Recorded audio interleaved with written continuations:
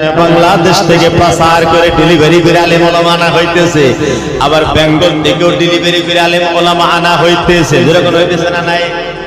আমি সবকিছু চিন্তা চর্চা করে দেখলাম, বর্তমান মানুষ ওয়াজের পাল্লাত নাই, আওয়াজের পাল্লাত। যেরকম ঠিক না? কোন মৌলবী কত জোরে টান দিতে পারে না, কিনার মা বুট টান ঠিক হইল।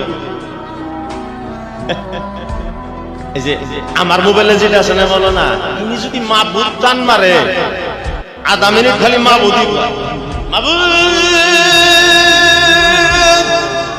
বেটা তো কইছে লিংডি মেরিয়েছে, কারণ আমার নাম তো আমি করলাম এমন লম্বা লম্বা মাহবুব আর কবর নাই।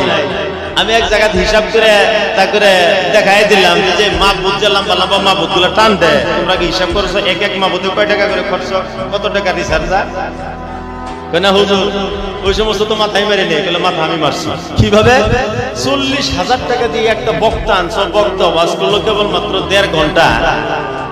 এই 40,000 1.5 ঘন্টার মিনিটের ভিতরে তুমি যদি একটু হরণ করে দেখো, তাহলে প্রত্যেকটা শব্দে 150 করে টাকা যাইতেছে। যেরকম আল্লাহু আকবার, আর একটা করে মাহবুদের ভিতরে 120 টাকা করে যাইতেছে।